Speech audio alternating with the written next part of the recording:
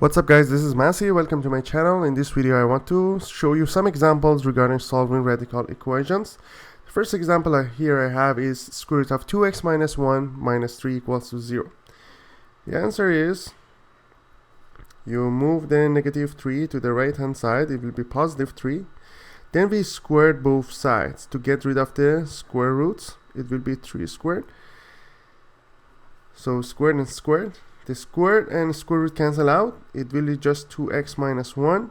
And here on the right hand side we have 3 squared, which is 9. Then we have 2x equals to 9 plus 1, which is 10. 9. Negative 1 goes to the right hand side, will be positive. So 9 plus 1 is 10. Then x will be 10 divided by 2, which is 5. Next example. It is 6n minus 2 minus 10 equals to 0. Answer is square root of 6n minus 2 equals to positive 10. Then we need to square both sides.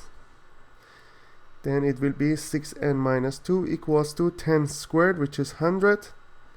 Then it will be 6n equals to 102. So n will be 102 divided by 6. That will be equal to 17. Next example. It's going to be square root of 4v plus 2 minus 6 equals to 0. Answer is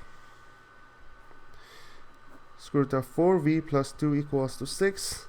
Again, we square both sides. I just skipped that step, you saw it here. So 4v plus 2 equals to 6 squared. 6 squared is 6 times 6 or 36. Then we can say 4v equals to 36 minus 2, which is 34. Then v will be 34 divided by 4, or 17 divided by 2, or if you want to write it in decimals, 8.5. Next example is square root of 5u plus 3 minus 4 equals to 0. Answer is square root of 5u plus 3 equals to 4.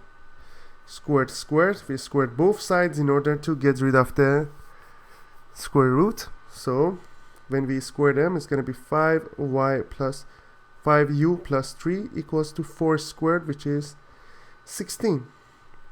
Then we have 5u equals to 16 minus 3, 13.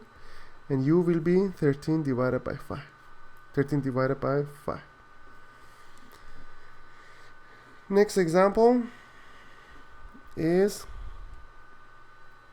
square root of 4q plus 2 equals to 6.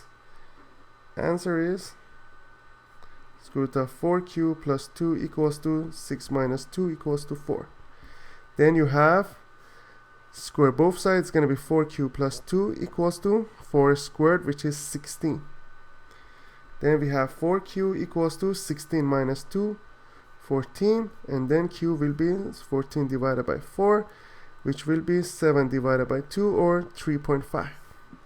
This is the final answer. I hope you enjoyed this video. Please leave me a comment if you have any question, and I'll get back to you as soon as possible. And please don't forget to subscribe this channel. Thank you.